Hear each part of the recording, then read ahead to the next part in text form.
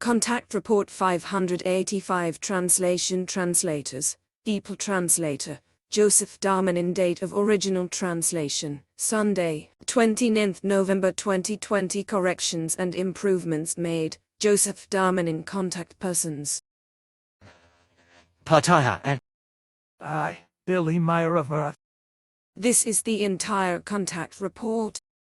Parts: it is an authorized but unofficial DeepL preliminary English translation and most probably contains errors. 585th Contact Good Friday, 18th April 2014, 9:40 p.m. You were already waiting. I have thought that I might even be here before you. However, be greeted, dear friend, and may you also be welcomed into my office. Actually, I have not expected you until tomorrow for the corrections work. I do greet you as well, Eduard, my good friend, and thank you for your welcome. I am here in terrestrial space from today's evening until tomorrow's evening because I devote myself to some things which interest me. So I come to you now, in order tomorrow afternoon after the corrections work to have more time at my disposal to pursue my interests.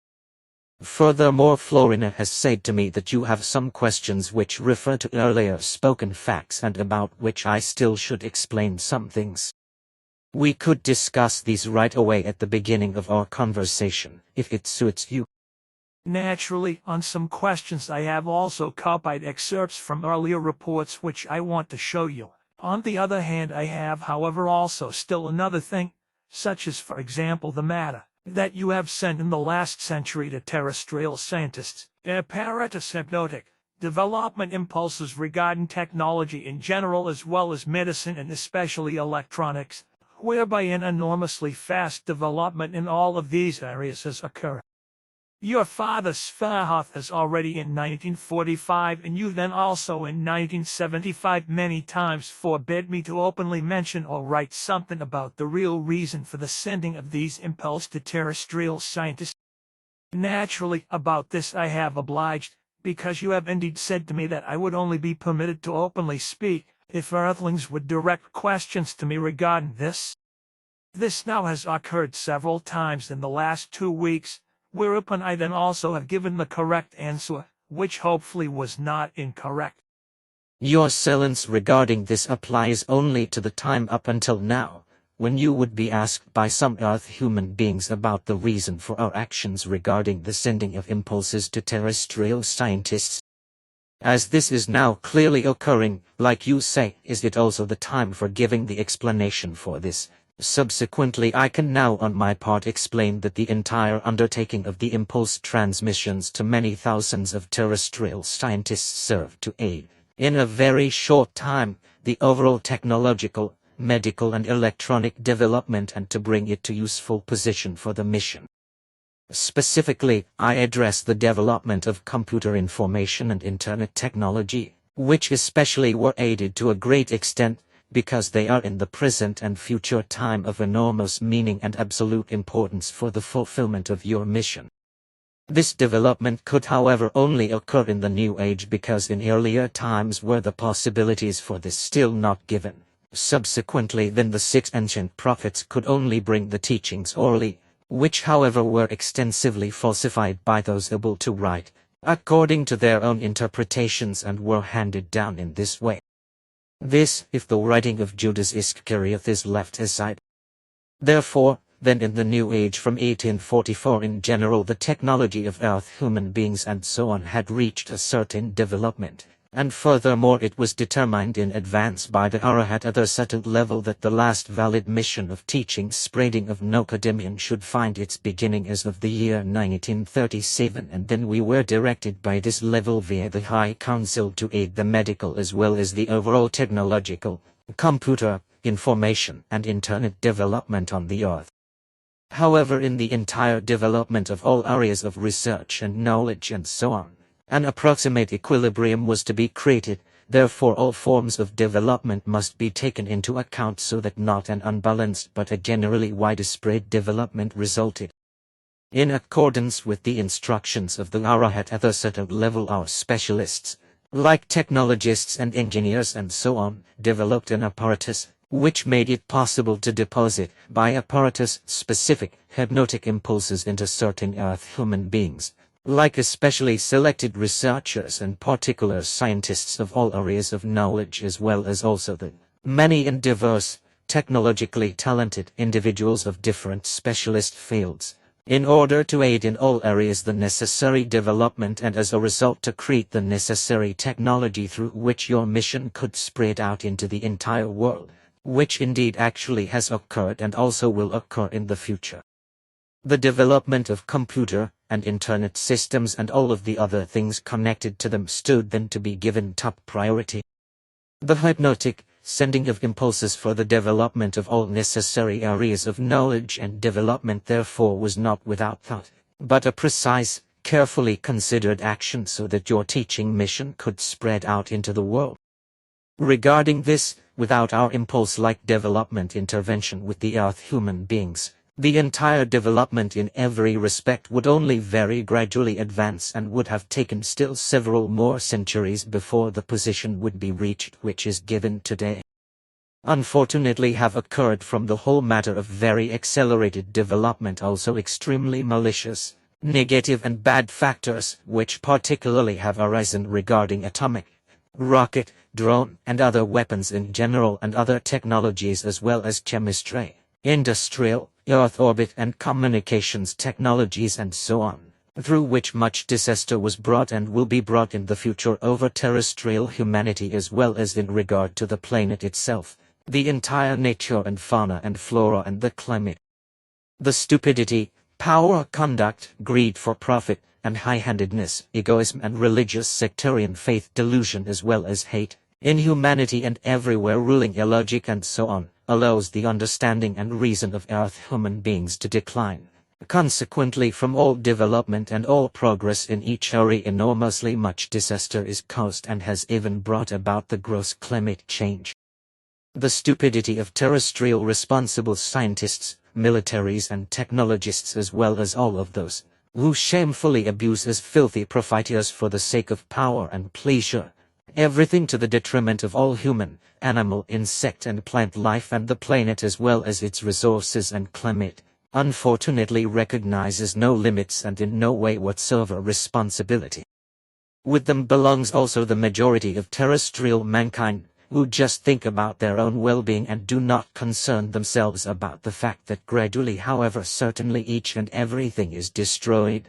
Consequently Earth human beings themselves slowly but surely destroy all of their life bases which always occurs more rapidly the faster the terrestrial population increases.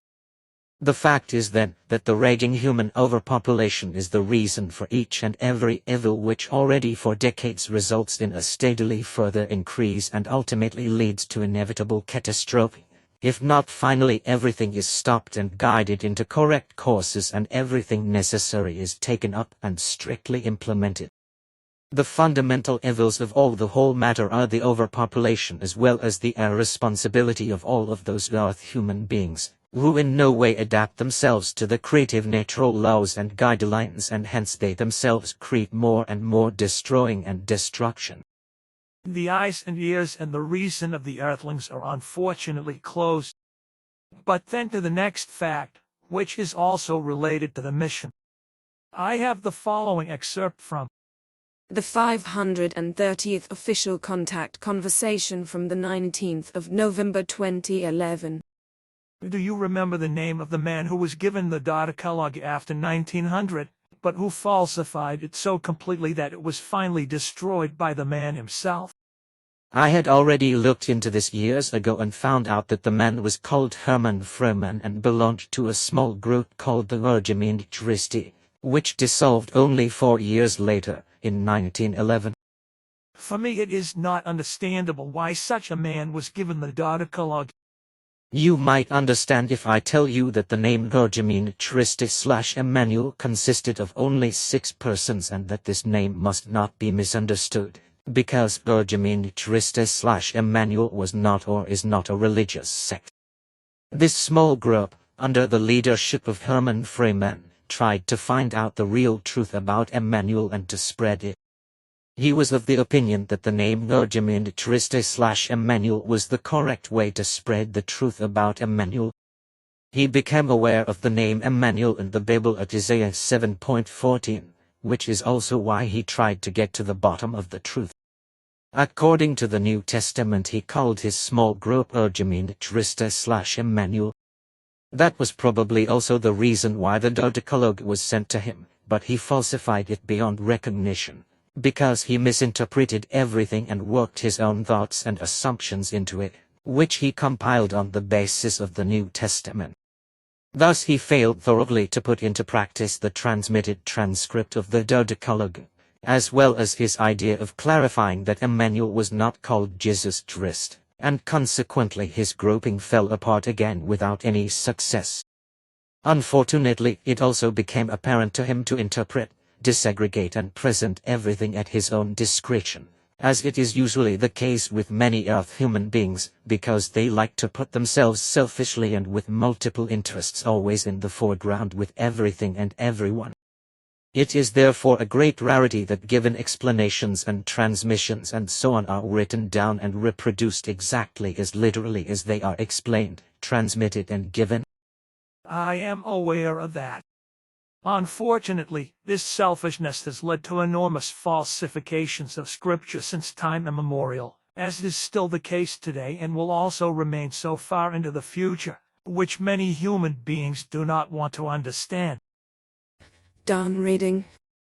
Now the open question, why was this man even chosen to write the Decalogue? For my part, I know why, but in this respect, too, the question went to me as to why this was done, so that it can now also be discussed openly. That is so correct.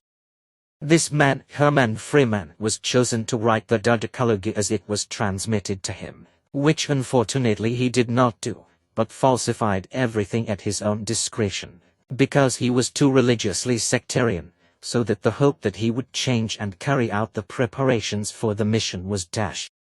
His work, which was intended for him, on the one hand to record the Decalogue word for word according to the information of the level Narahat Ethercita, failed miserably. On the other hand, of course, also the task assigned to him to do the preparatory work which was to be done in relation to your teaching and mission. However, due to his sectarianism, the whole thing failed from the very beginning, so that you yourself had to make sure to do the necessary preparatory work by your own efforts, which, however, brought you a lot of work and effort. But for which I had help from you, as well as from Jacobus, Bernadette, and Gilbert and some others. There were some who were not faithful to the mission, but all the other FIGU members, well, without their help I could not have done it. This is and will remain the case today, because all the members who are today, also all of us without distinction, are comrades in arms in the mission. My personality is simply, if I may say so, the FIGU member who leads and guides the mission, but nothing more. That is undeniably the case. Then I have here another extract from a previous contact report. Plejadisch-Plejarische Contact Reports, Volume 6, 231st Contact, 18th May 1991, pages 453/454, multi-code duplicator. So you did. Well, I assume that you also produce all metals with the multipliers, because if I remember correctly, Semyase explained to me in 1975 or 1976 that you extract the basic materials for metal production from the spheres of the planets and so on in order to transform them, from which first of all lead would result, and then all the necessary pure metals or alloys. At that time, I did not think about it any further. But in the meantime I had the idea that you would obtain the necessary raw materials for certain metals or alloys directly through the multipliers, and then process them in cold processes to create special alloys. Maybe, I could imagine, you also get the ready-made metals and alloys directly from the multiduplicators, which duplicate all matter in cold processes according to given atomic patterns. Of course, a multiduplicator could also be called a cold processor, even if the Earth human being might misinterpret this, because for them a processor is something different, namely a central part of a data processing system, which contains the calculator and the control unit. Do you perhaps call this device in your language multi-code duplicator? The reason for my question is that some time ago the Earthlings invented so-called 3D printers and made them work, and since then they have been using them to produce all kinds of articles of daily use and so on. I have found the following interesting explanations on the internet. 3D printers. A 3D printer is a machine, called a printer by analogy, that builds three-dimensional workpieces. The assembly is computer-controlled and is made from one or more liquid or solid materials according to specified masses and shapes, CED. During assembly, physical or chemical hardening or melting processes take place. Typical materials for 3D printing are plastics, synthetic resins, ceramics, and metals. 3D printing is a generative manufacturing process. 3D printing primarily refers to the manufacturing process of the original mold. Within the machine class of digital fabricators, 3D printers represent the most important subclass of additive, that is to say accumulating building fabricators. Initially, 3D printers were used primarily for the production of prototypes and models, then for the production of workpieces of which only small quantities are required. For example, aircraft manufacturer Boeing uses 86 laser-sintered parts in the F-18 Hornet fighter jet. Some fundamental advantages over competing manufacturing processes have led and continue to lead to the increasing use of the technique also in the mass production of parts. Compared to injection molding, for example, 3D printing has the advantage that the complex production of molds and mold changing is no longer necessary. Compared to all material removing processes such as cutting, turning, drilling, 3D printing has the advantage that there is no material loss. In most cases, the process is also more energy efficient because the material is only built up once in the required size and mass.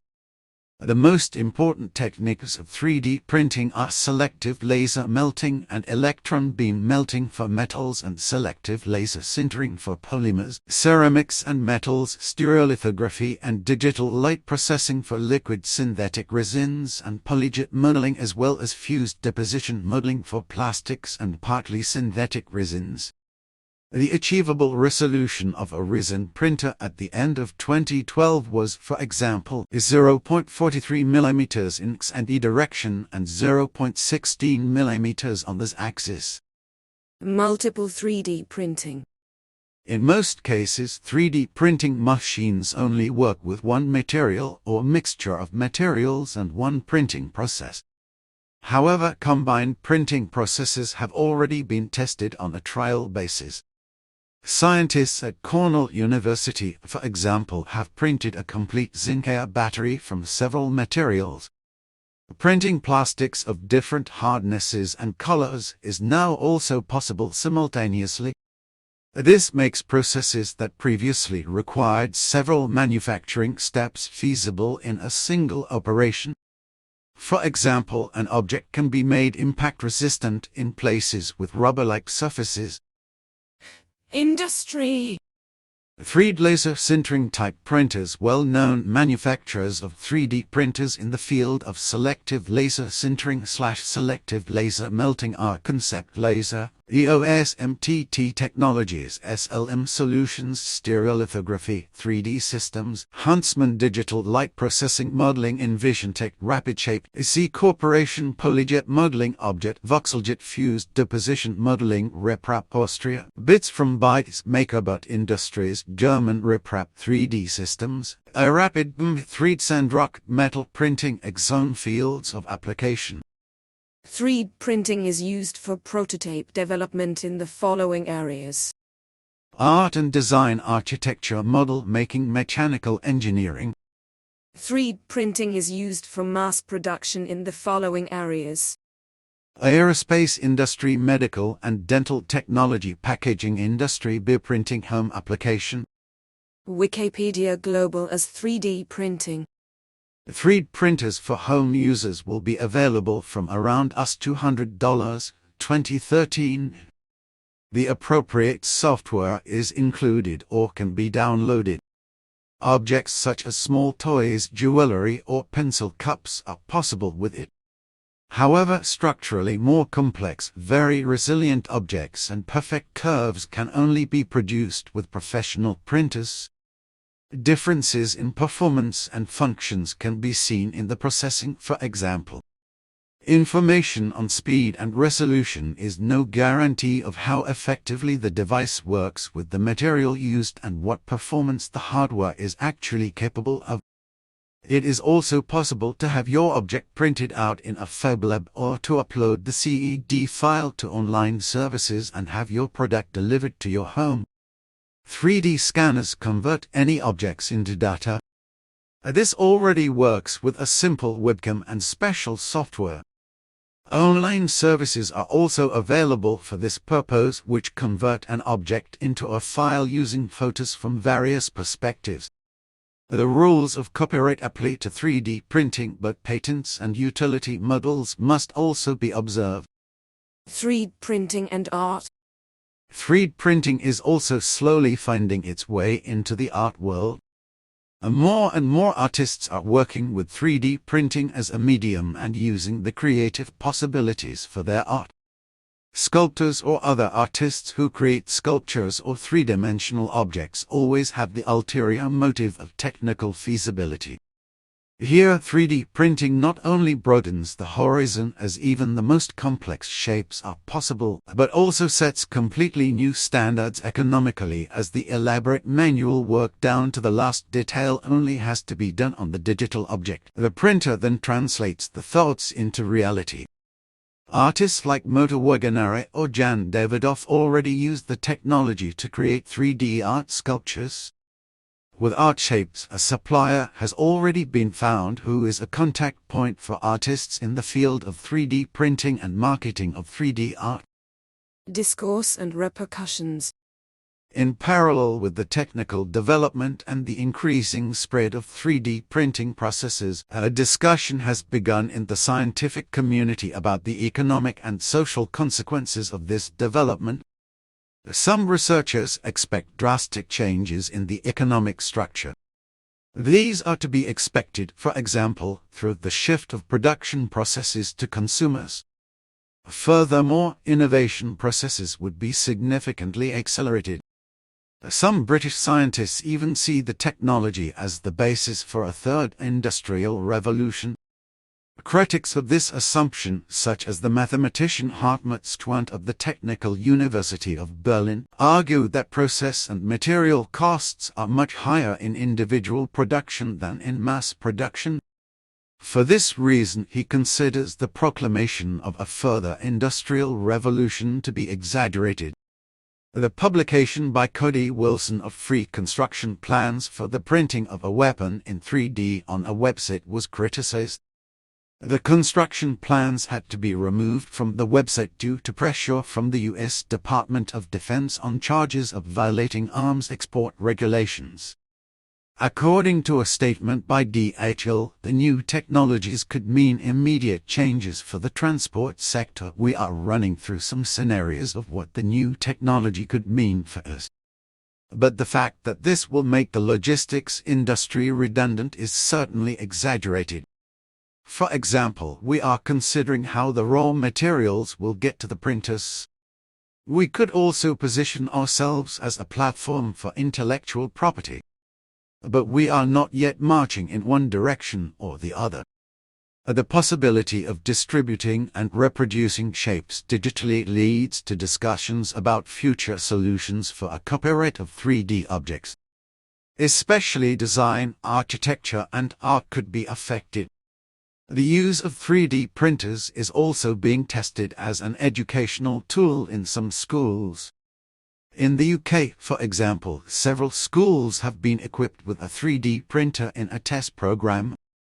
Following the successful completion of this test phase, Michael Gove, the UK Minister of Education, is now planning to invest a further £500,000 or so to equip public schools in the UK with 3D printers. The US target is to equip all public schools with 3D printers during 2014. No, not at all, because it corresponds to a completely different technique than our duplicators, as you call these devices. These 3D printers need various materials to produce any kind of objects and so on.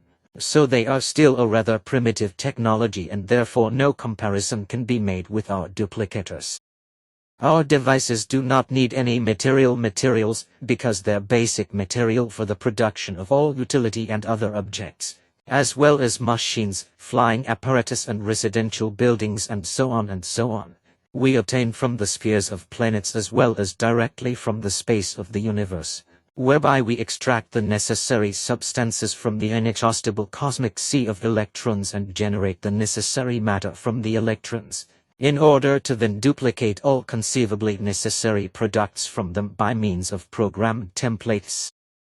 I know that, because you said something in this context. I can remember it, because we talked about it on the 18th of May 1991 at the 238th Contact Report, Plejadisch-Plejarische Contact Reports, Volume 6, pages 452/453, but I wanted to go into it and ask you again in connection with the 3D printer, especially whether this printer might be a first primitive forerunner of your multiduplicators. I have the following excerpt, which I picked out and copied. The contact note. Then there will be no doubt about it. I wanted to ask you something else, but it slipped my mind again. It is about the multiduplicators. When Nicodemian built his robot armies and his android armies, he did it in a way that still seems utopian to today's Earth human beings, because he built a multiduplicator for this purpose, which reproduced everything programmed with an atomic blueprint and so on infinitely many times in absolute uniformity. So Nicodemian only needed to construct one copy of each kind of robot, as well as of the androids, after which he could multiply them in infinite numbers by means of the multiplier. The final product resembled the prototype down to the tiniest atomic detail, which served solely as the perfect model. Actually, such a multiduplicator is a giant apparatus that produces clones. In other words, one could also say that it is a copier or duplicator that provides an exact copy of the original, not only the outer visible part, but also the inside, down to the last and finest atomic structure. The question now is whether you also have such multiduplicators, which are electron-based and are based on their operation with regard to the required energies, but also with regard to the required matter for the multiduplications to be produced. If I remember correctly, then the inexhaustible cosmic seas of electrons are tapped to transform and form the necessary matter from the electrons, from which the templates programmed by atomic images then receive their material form and are materially duplicated. 896. This wonderful invention of Nicodemian has remained with us, even if today everything has been changed and renewed so much, according to the inevitable progress that nothing indicates the origin. All necessary building materials of any kind, machines, robotic tools, androids and also medicines and food and so on have been produced for thousands of years in the form of multiduplicates. Then I have a question concerning the following extract from an old contact report, namely this one. The Plejadisch-Plejarische Contact Reports, Volume 8, 297th Contact, 19th March 2001, page 235, Synthetic Meat. I was just trying to confirm. Then another question, what is your attitude towards wild animals? Do you also care for them in the same way as the human beings here on Earth? Do you also go hunting? Do you also have hunters for this purpose? Hunting is not allowed with us, and we leave the regulation of wildlife to nature and its laws. In our country, we leave the wildlife so large and in fact free enough that all animals have the freedom they need. Consequently, no animals also migrate to villages and towns as is the case on Earth, because the animals no longer have sufficient habitat due to the enormous overpopulation of human beings. In our country it is forbidden to enter wildlife areas in order to build recreational or residential facilities. It is also our custom, which unfortunately is not yet the case for all of the federated states, not to kill game or any other animals which are kept in parks and enclosures on a large scale and which are used for dairy farming, and so on, to produce food, and so on. The animal proteins required for our food are produced by means of special duplicators and so on, by producing synthetic meat which is absolutely equivalent to real animal meat. End of reading of that contact note. My question is not just about wild animals that you do not hunt, but also about all other animals and all the creatures. You are also producing meat through your multipliers, which, as I mentioned in the extract, is equivalent to animal meat. This synthetic meat, on the one hand, is it made up of animal protein and all the other substances that animal meat has, and on the other hand, is it also possible for you to synthetically generate different kinds of meat from animals and from creatures and also their meat taste? That is of course the case.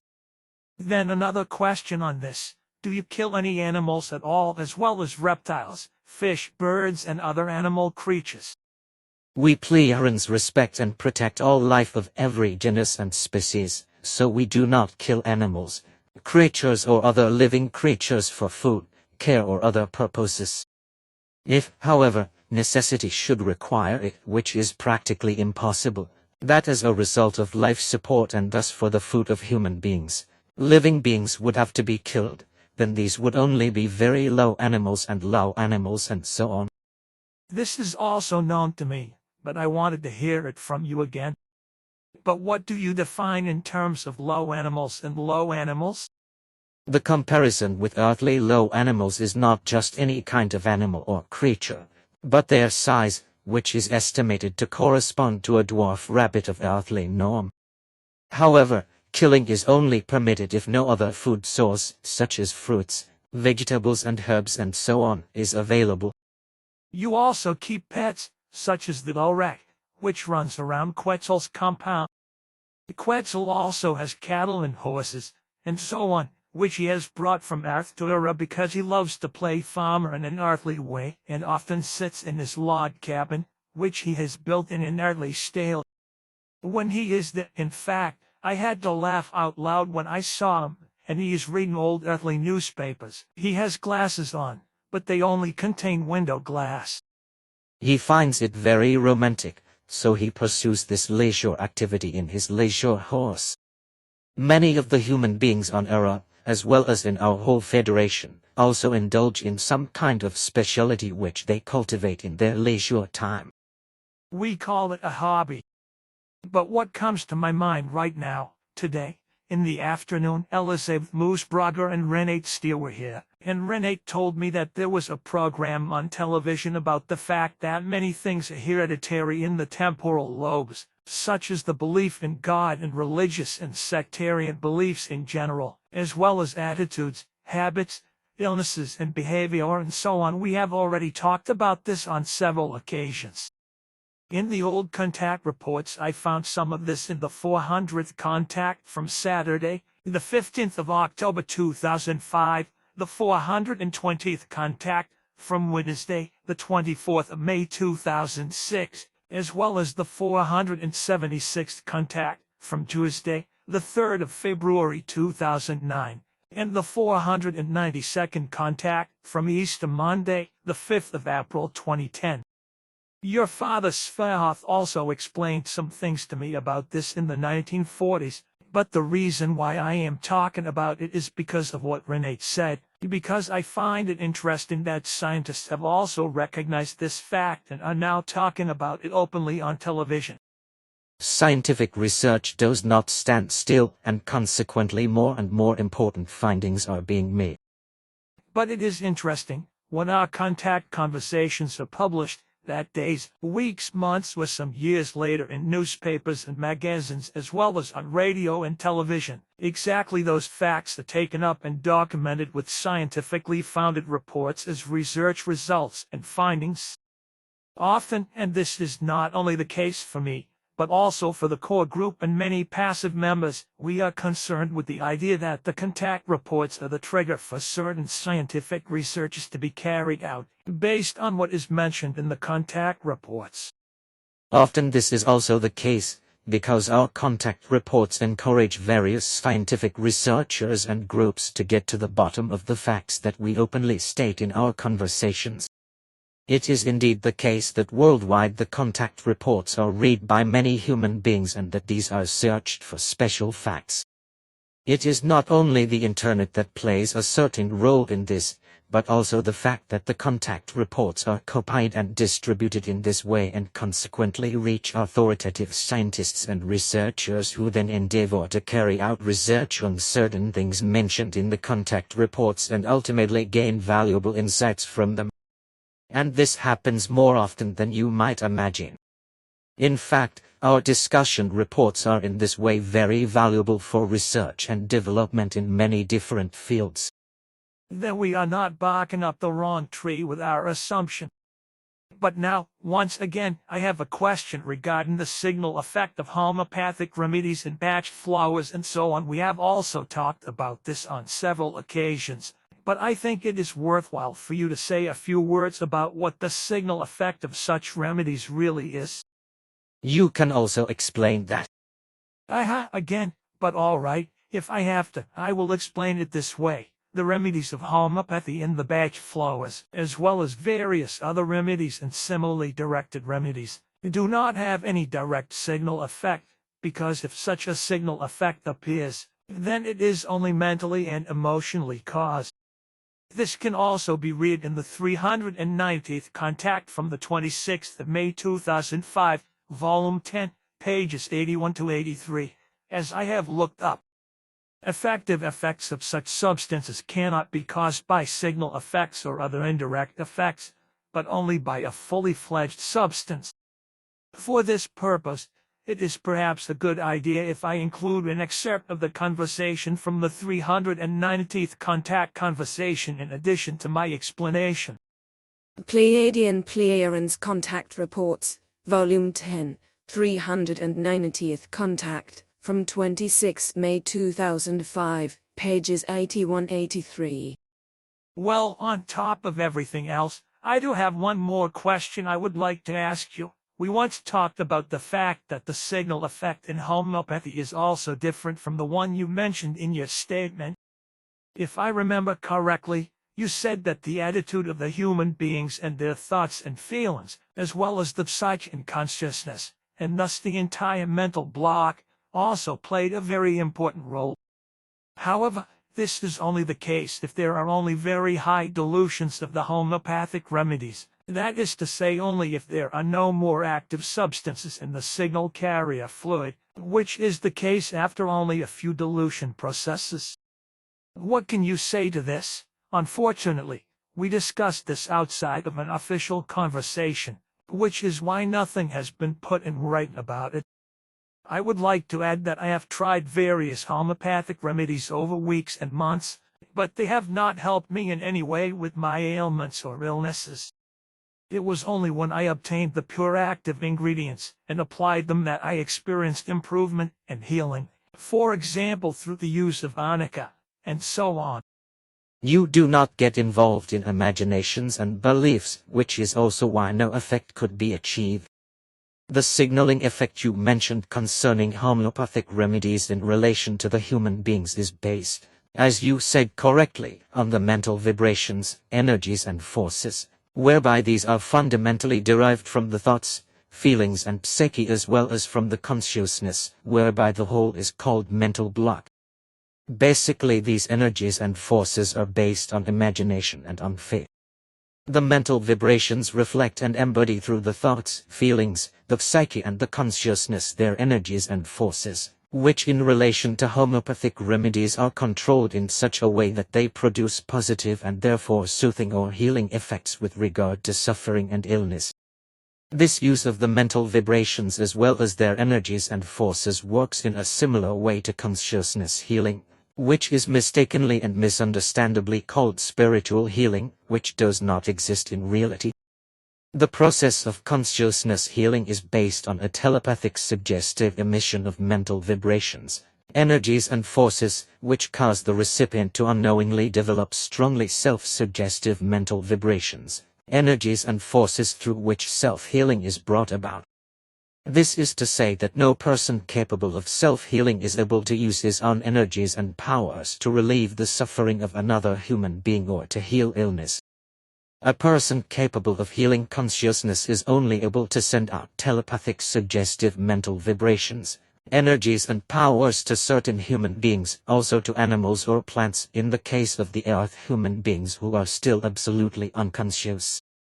This causes mental vibrations, energies and powers to be triggered by a very strong unconscious self-suggestion, through which self-healing is brought about. The process of the above-mentioned further signal effect of homeopathy now consists in the fact that the person to whom the homeopathic remedies are administered unconsciously suggestively stimulates his mental block to produce a comprehensive mental vibration with its energies and forces, whereby in this case too, self-healing is triggered and realized. Such effects can also be induced at a distance with regard to a healing of consciousness, if the person capable of doing so can actually use his mental block or its vibrations, energies and powers in this form. This is in complete contrast to the use of homeopathic remedies, where direct, acute self-suggestion leads to self-healing if the homeopathic remedy does not contain any active substances, but only active substance signals which truly only have a believing effect. And because the active ingredient signals are also retained even when an active ingredient is diluted millions of times, it is said that the healing effect is based on a signal effect. But this must be understood in the sense that it is not the signals of the homeopathic remedy itself that bring about relief or healing, but that they only have a mediating function or a belief function to the mental block, which then begins to work suggestively in such a way that very strong mental vibrations, energies and forces are generated, through which self-healing ultimately takes place.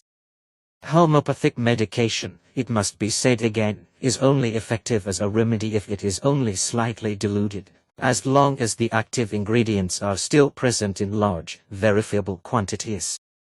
With the number of dilutions, the active substances dwindle and therefore become weaker and more useless, whereby in the end only the signal effect remains, which I have already explained in its effect. The uselessness of homeopathic remedies starts with a low dilution, because basically only the poor active substance is of any use and soothing or healing in a comprehensive way. End of reading of that contact note. The excerpt is probably necessary to round off the whole of your short explanation.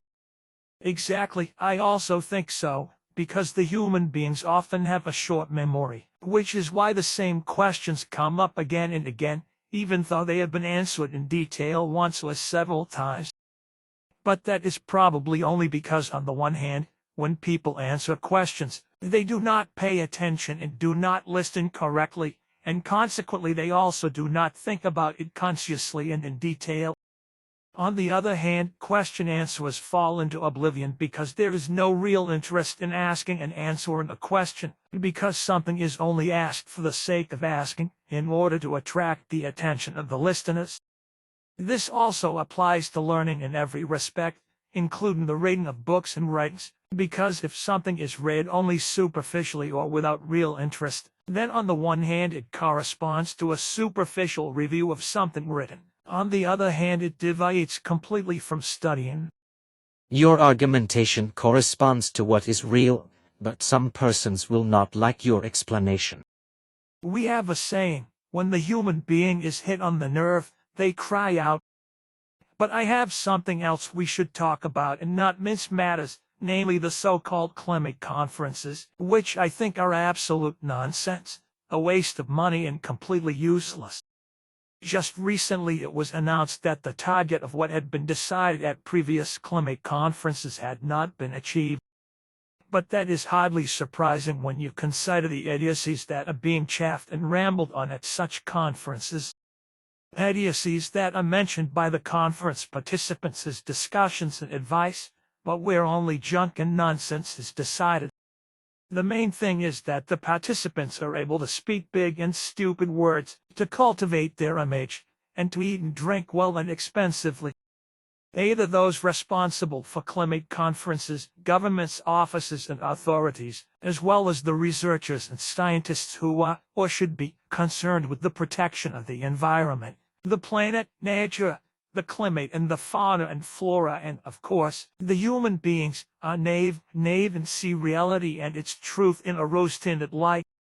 Or they are so hardened and unscrupulous that they do not give a damn about everything concerning diseases, epidemics, evil and destruction and so on, and the welfare of all mankind, except their own welfare, financial greed, pleasure and image and so on. In any case, the fact is that they do not really care about all the rampant problems caused by overpopulation, but only about short-sighted and poorly conceived measures which are totally abstruse, idiotic, and absolutely useless.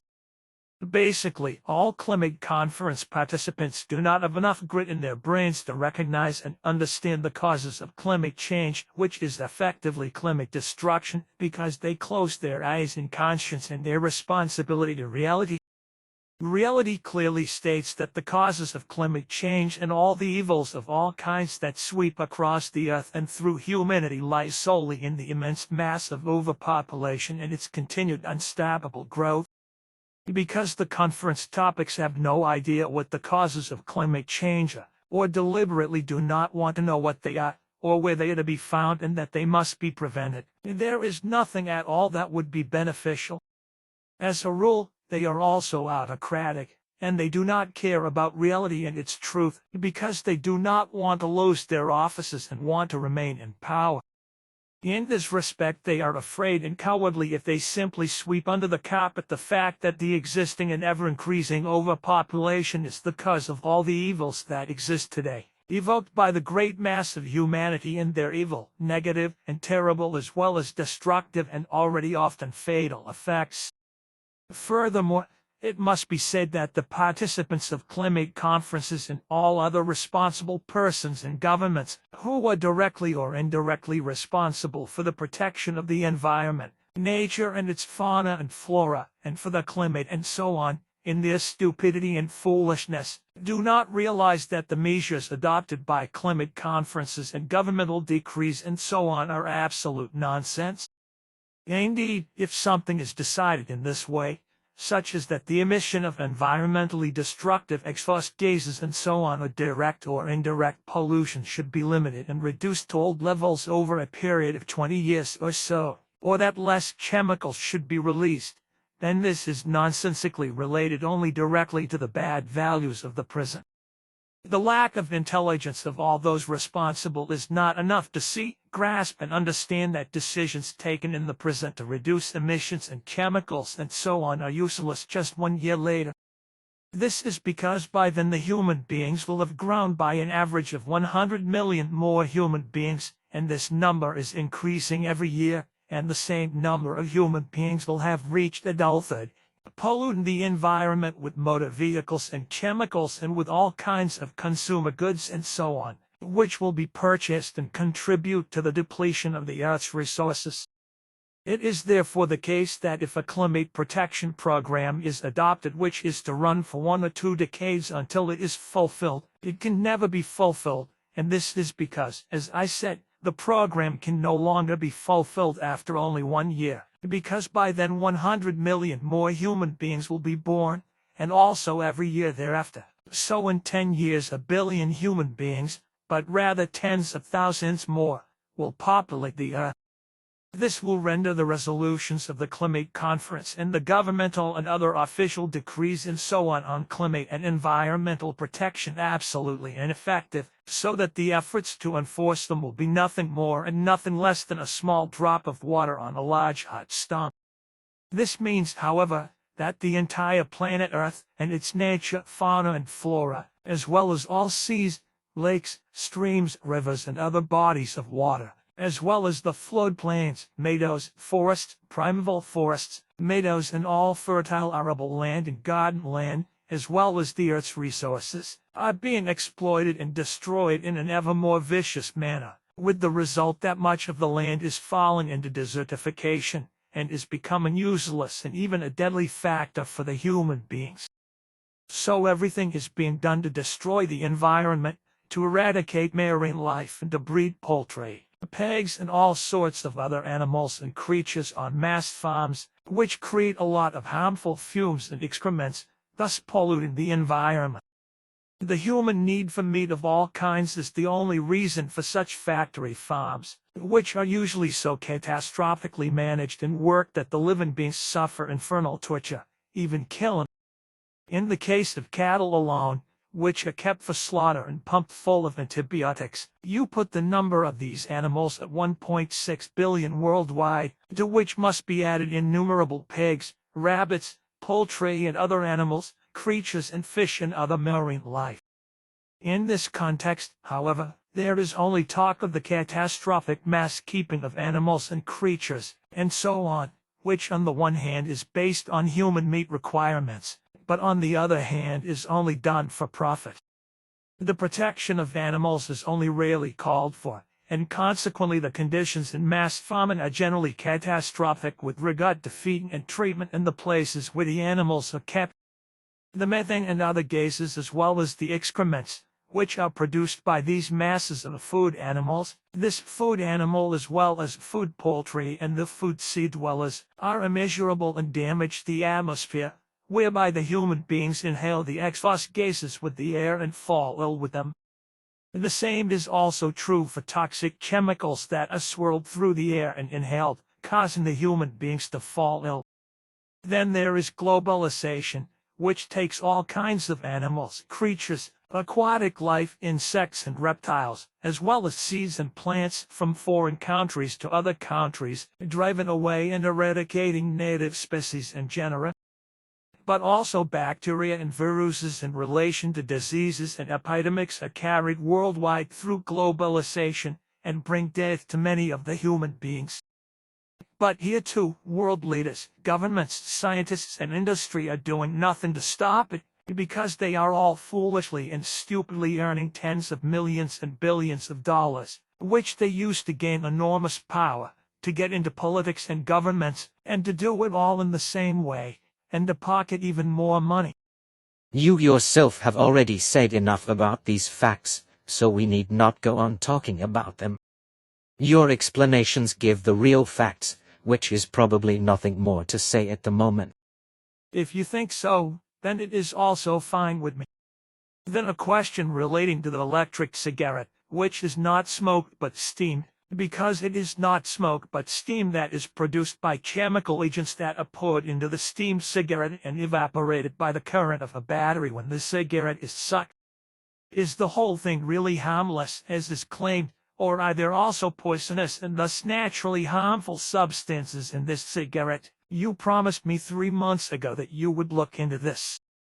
I have also done that in the meantime, but the result is not pleasant for those earth human beings who use such inhalation devices.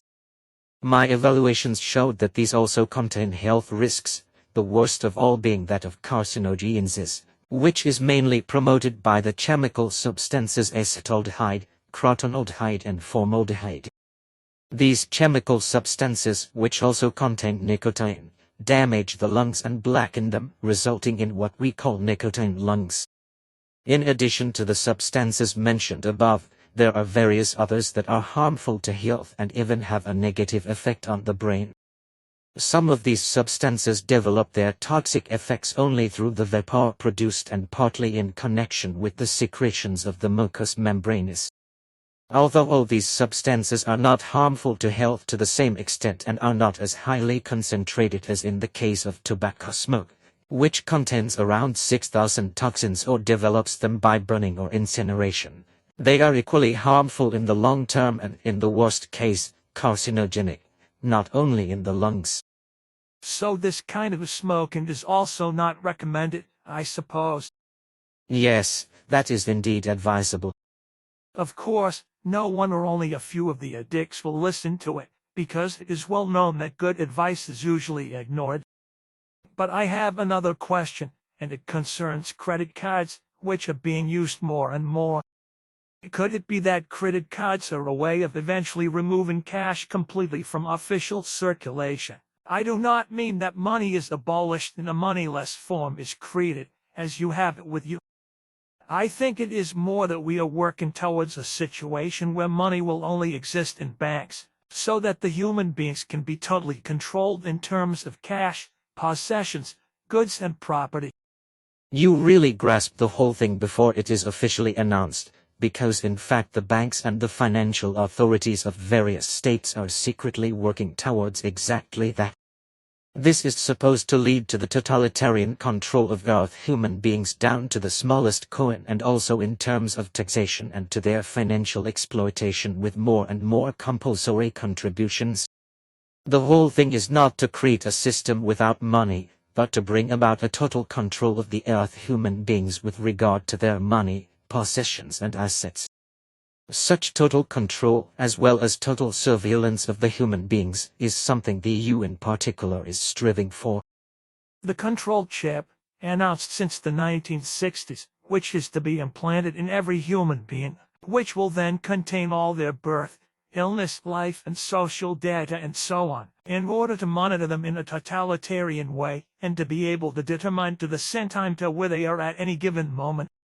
This is already being done to some extent with dogs and cats and other pets, and also with wild animals. Finally, there is the last horror vision of mental surveillance and control, that the human being's thoughts and feelings are also controlled, as well as their desires, needs, wishes, actions, deeds and behavior. And if this really does come to this point, this mental control, as certain visions of the future have shown in modern times since the 1960s and even since ancient times, then the human beings will be completely robbed of their personal freedom by the rulers of governments. And indeed, for some time now, there has been much evidence that everything is evolving towards the visions. When I think of the EU, it has been carrying out dictatorial measures and methods of suppressing democracy since its inception, whereby the powers that be subject themselves to all political, social and cultural life as a whole, according to the guiding principle of all dictators, such as Hitler, Stalin, Saddam Hussein, Ceausescu, and so on, and regulate everything and anything by force. It is not yet the time, but you are right that the overall development is moving in this direction in terms of totalitarian control, surveillance and oppression of Earth human beings, as ancient prophecies have shown. But now is the time again for us to discuss something in private before I have to leave. So be it, although I also have some things I would like to discuss in private, if there is enough time.